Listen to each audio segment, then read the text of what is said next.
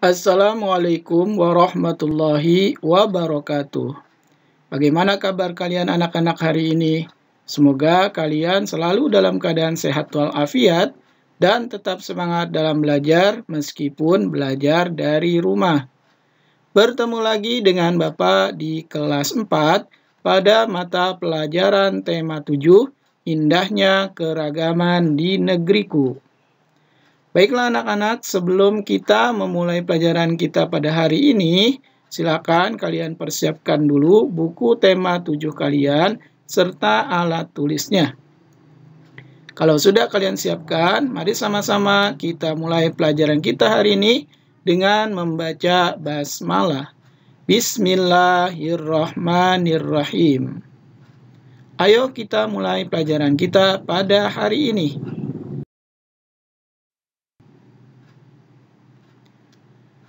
Hari ini kita akan belajar tentang sebuah daerah atau sebuah suku bangsa di Indonesia.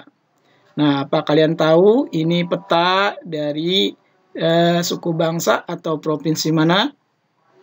Ya, ini adalah peta dari provinsi Papua. Ya. Kita akan bahas tentang Papua. Papua adalah salah satu suku bangsa di Indonesia. Suku bangsa Papua mayoritas tinggal di Pulau Papua. Salah satu lagu terkenal dari Papua adalah Apuse. Nah, jadi hari ini kita akan mempelajari tentang lagu yang terkenal dari Papua yang berjudul Apuse. Untuk itu, mari sama-sama kita akan simak dan kita akan pelajari tentang lagu Apuse.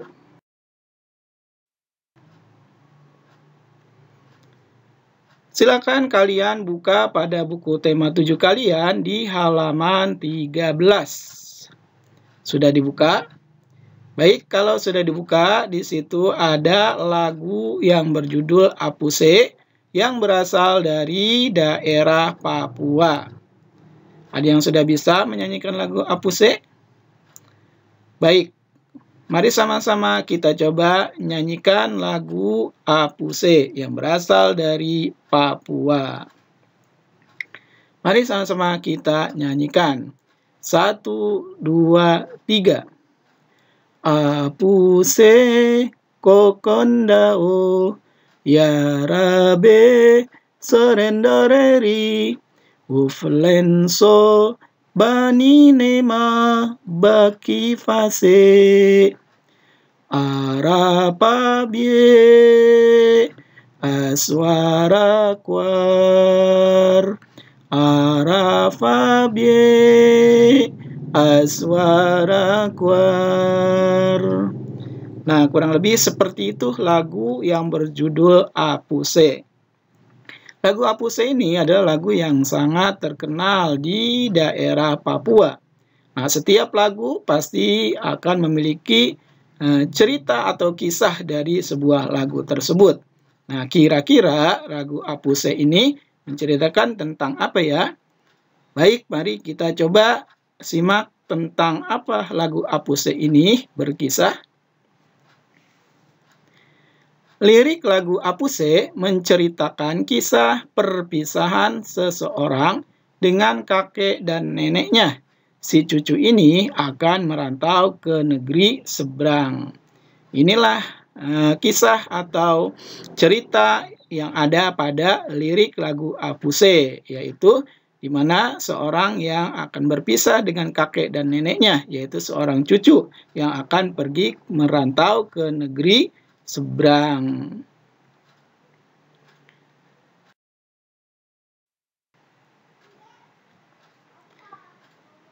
Ya, setelah kita tadi mempelajari tentang daerah Papua, di mana terkenal dengan lagu Apuse-nya, sekarang kita akan membahas tentang gaya otot. Ada yang tahu apa itu gaya otot? Gaya otot adalah dorongan atau tarikan yang bekerja pada suatu benda yang bersumber dari otot kita. Nah, jadi gaya otot itu gaya yang bersumber dari otot kita untuk kita melakukan suatu tarikan atau dorongan. Gaya otot juga terjadi saat kita menarik, mendorong, dan mengangkat benda. Jadi setiap kita akan menarik, mendorong, atau mengangkat benda, kita membutuhkan gaya otot. Aktivitas bertukar buku merupakan salah satu contoh pemanfaatan gaya otot. Nah, pada buku tema 7 kalian, di situ ada gambar seorang anak yang sedang bertukar buku. Itu adalah salah satu contoh pemanfaatan gaya otot. Dengan memanfaatkan gaya otot, kita dapat memindahkan benda-benda ringan dengan mudah. Itu manfaat dari gaya otot, dapat memindahkan benda-benda ringan dengan mudah. Gaya otot sangat bermanfaat dalam kehidupan sehari-hari. Nah, jadi dengan adanya gaya otot, kita dapat beraktivitas, melakukan pekerjaan dalam kehidupan sehari-hari.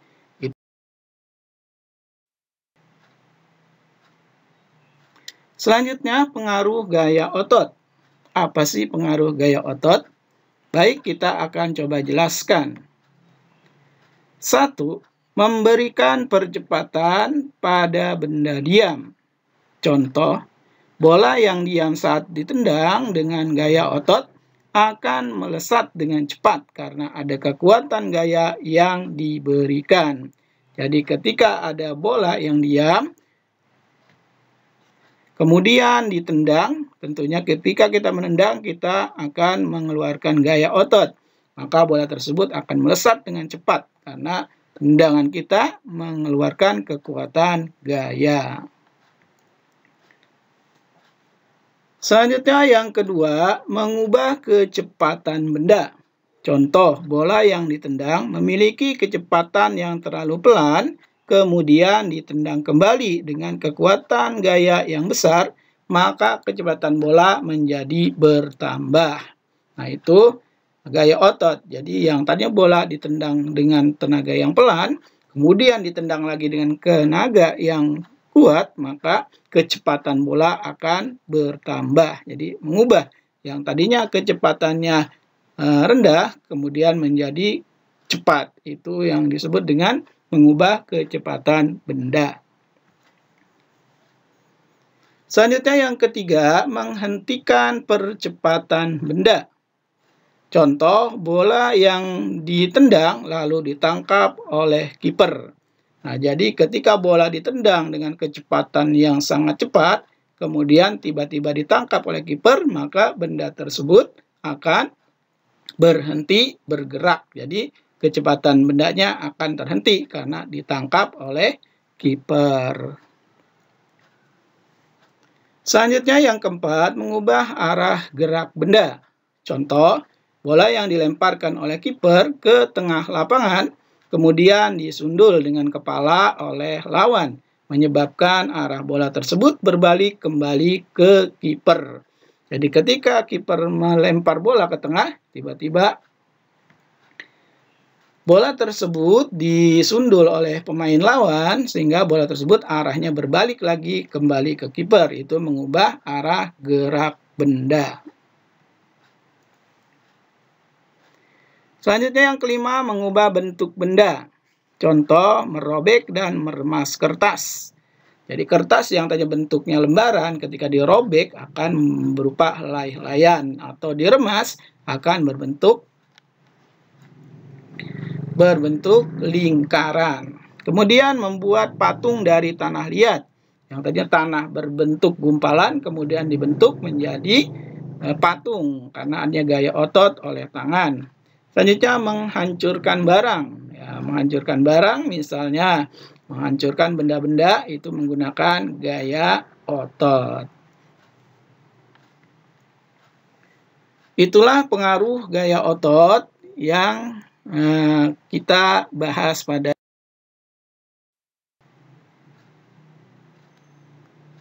manfaat gaya otot. Apa manfaat gaya otot? 1. Memindahkan benda.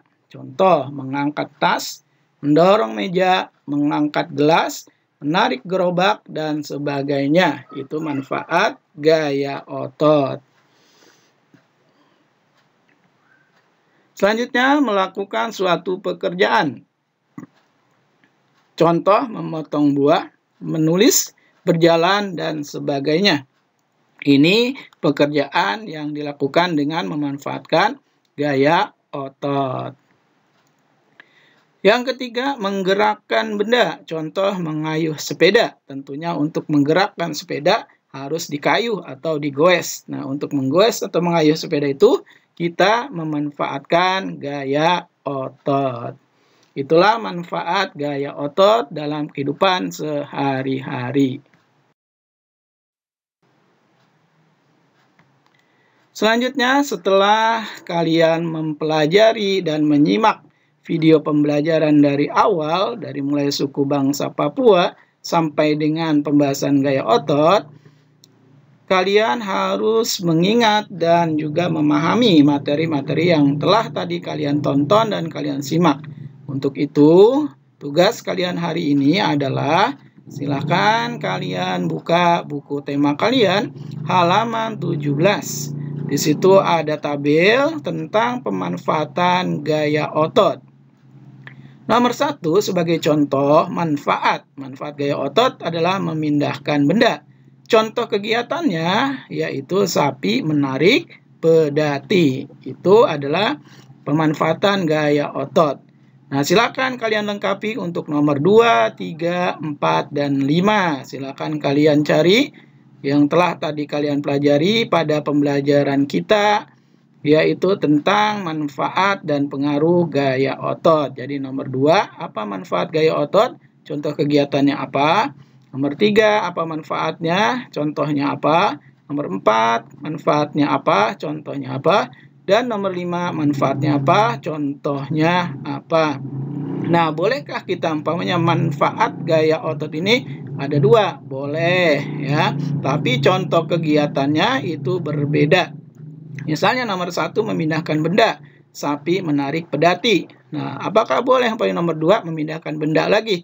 Boleh, tapi contoh kegiatannya jangan sama ya, cari contoh kegiatannya dengan memanfaatkannya yaitu memindahkan benda. Begitupun untuk nomor berikutnya. Nah, itulah tugas pada hari ini. Bapak harap kalian kerjakan dengan penuh tanggung jawab.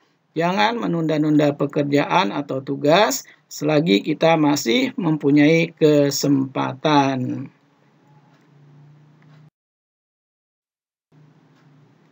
Baiklah anak-anak, pembelajaran kita pada hari ini cukup sampai di sini.